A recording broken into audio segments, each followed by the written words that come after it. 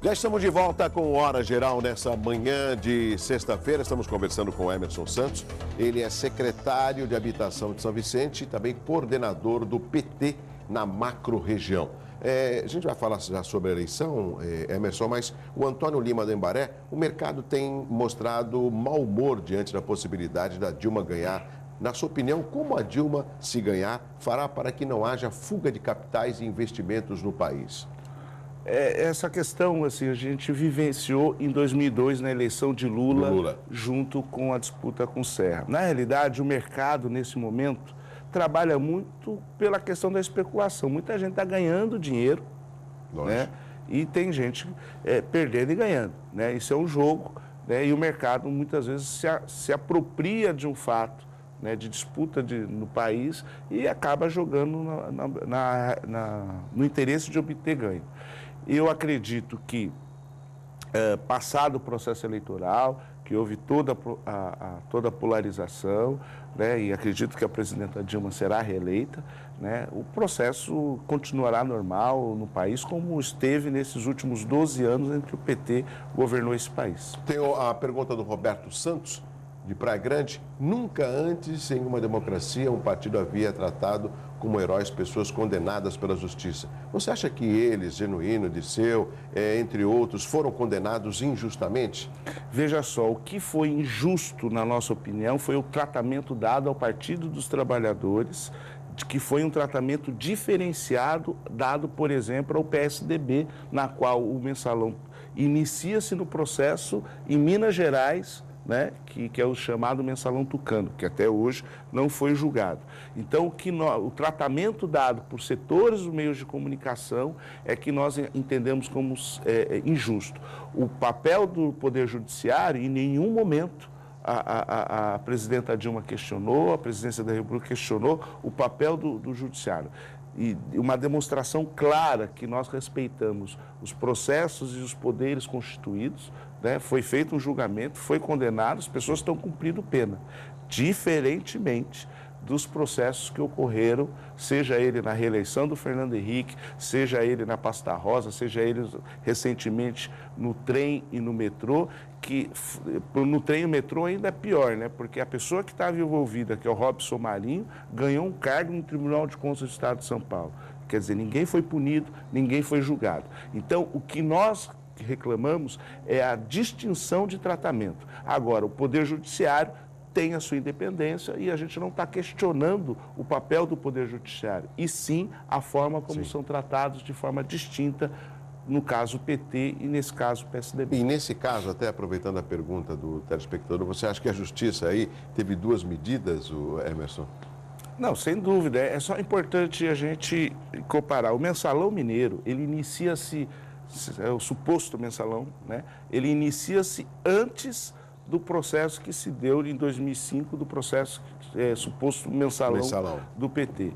E o mensalão mineiro, o que aconteceu? Até hoje não foi julgado. E mais, ele não só foi julgado, como ele foi transferido o seu julgamento para o estado de Minas Gerais e deixou de ser um julgamento nacional. O Anderson Silva, do Parque Bitaru, Emerson, moro há 3 anos em uma casa da prefeitura do lado do centro de convenções. Quando eu vou começar a pagar as mensalidades?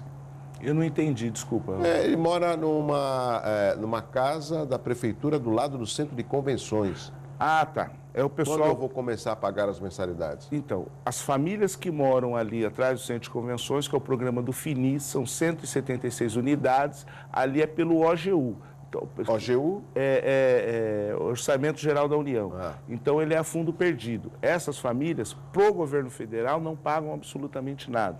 O que a prefeitura está estudando é que, no caso, como tem essa isenção por parte do governo federal, vê a possibilidade de contribuição para o Fundo Municipal de Habitação que nós estamos criando.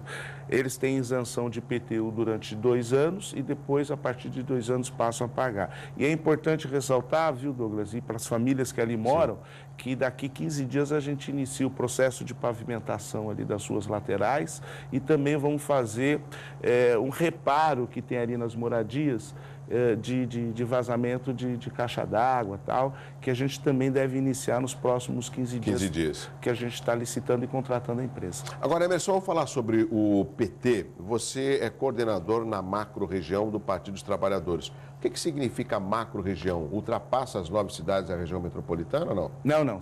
Significa as 9 cidades da Baixada, que vai de Peruíbe a Bertioga.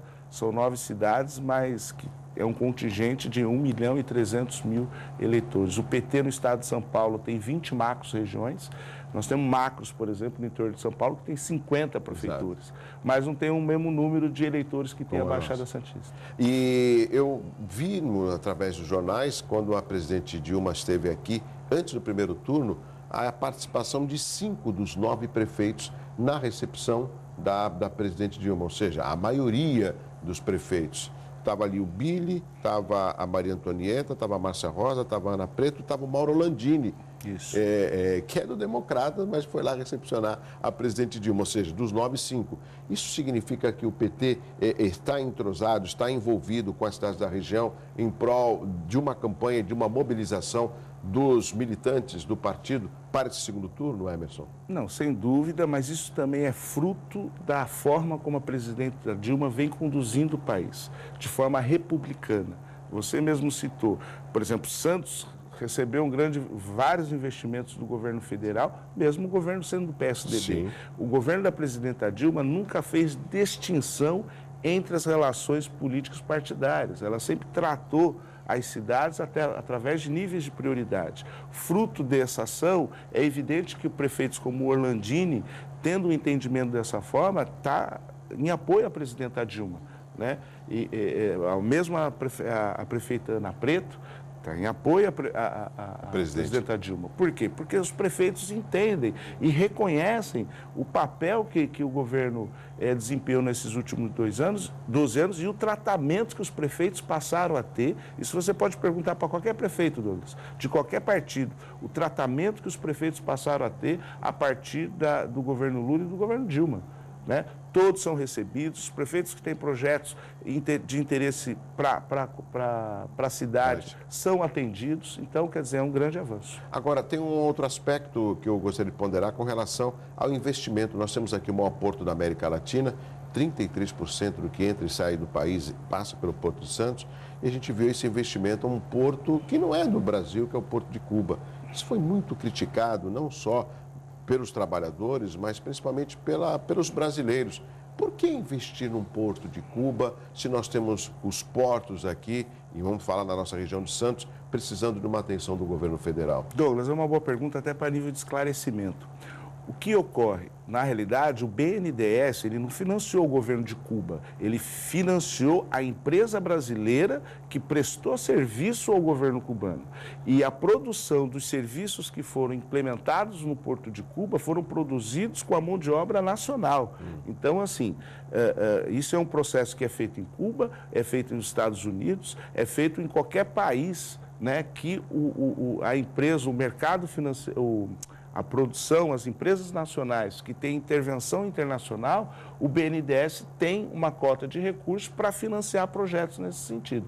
Então, não há financiamento ao governo cubano, há o financiamento à empresa privada que construiu o porto, que vendeu serviços de engenharia para aquele país, né, através de uma empresa. E toda a produção foi feita com a mão de obra brasileira, gerou emprego aqui no país para que a gente pudesse vender esse serviço ao porto cubano. Sem dizer que também passa a ser um porto estratégico nas relações com o mundo. Mas também não pode esquecer do nosso Porto de Santos, né? E não esquecemos. Se você perceber, Douglas, a gente pode comparar qualquer governo que já passou pela história desse país, o Porto de Santos nunca recebeu tanto investimento como vem recebendo pelo governo federal. Agora, o governo do estado precisaria fazer sua parte, porque se a gente pensar o porto, tanto da dragagem como na perimetral, né? O túnel, quer dizer, então há uma necessidade, um processo de investimento na mobilidade, porque dentro do porto ele tem se modernizado,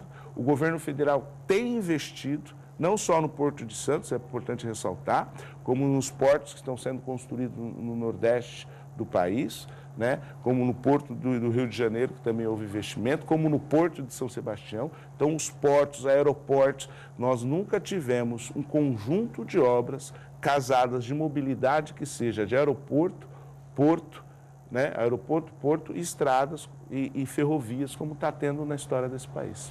Eu poderia até polemizar um pouco mais com o Emerson, mas a gente está chegando no final do Hora Geral. Eu gostaria que todo esse desenvolvimento citado por você, que houvesse um reflexo no PIB, que nós vamos ter um crescimento muito tímido. E com esse crescimento tímido a gente vê aí a falta de qualificação profissional, de novas vagas de emprego, claro. Até o pré-sal, que é tão aclamado aqui na região, a gente não vê ainda ele acontecer de fato, né? A torre da Petrobras, se não me engano, seriam 3 torres, agora só tem uma que já foi entregue, ou seja, acho que falta aí essa movimentação da nossa região. Você acredita, numa hipótese de uma reeleição da presidente Dilma, que essa atenção será maior? Sim, acredito, estou muito otimista, Douglas. Eu acho que o cidadão tem que entender o que está em jogo, o que está colocado. Existem 2 projetos de país. Existe o projeto que iniciou pelo presidente Lula em 2002, que é chamado por alguns economistas de um projeto desenvolvimentista, né, onde o Estado tem um papel fundamental na estratégia de desenvolvimento desse país, e tem um projeto que já passou pelo país, que foi liderado pelo Fernando Henrique Cardoso e que nós soubemos qual foi o resultado. Inflação a 12%, taxa de juros chegou a 45%, o dólar chegou a 3,80%. Então, a dívida pública do país era muito maior, nós vivíamos ao FMI e seguíamos a receita do FMI. Quer dizer, o que o cidadão brasileiro tem que entender, e o da Baixada Santista em especial, é que tem 2 projetos de país. Ou nós continuaremos mudando, ou a gente vai voltar a um passado na qual as memórias não são muito positivas. Emerson Santos, eu vou ter que encerrar o Hora Geral. Rapidamente, 30 segundos, como eu deixei à disposição do Edmundo Mesquita ontem, para você fazer aí, deixar uma mensagem ao telespectador do Hora Geral. Por favor, 30 segundos. Então, eu estou confiante, dia 26 agora, como eu disse, é um momento que nós vamos fazer a escolha de qual projeto de país, se a gente quer continuar mudando ou quer voltar para trás. E acredito, a eleição não está ganha, a presidenta Dilma apresenta uma vitória, 8 pontos na frente, mas eu quero chamar os simpatizantes, filiados e aqueles que estão dentro desse projeto para dia 26 nos ajudar a grande vitória. Muito obrigado, Emerson Santos, ele que é secretário de Habitação de São Vicente, também coordenador da macro-região do Partido dos Trabalhadores. Parabéns para a Flávia Fida, o José Luiz Tarrão, o Ederson Fabres, o Silvio Bergamini e o Leandro Borges Rufo. Vote consciente no próximo domingo. Eu estou de volta segunda-feira às 7 da manhã com Hora Geral. Um abraço assim, ó. Um abraço forte para você. Tchau, tchau. Boa eleição. Até segunda. Tchau.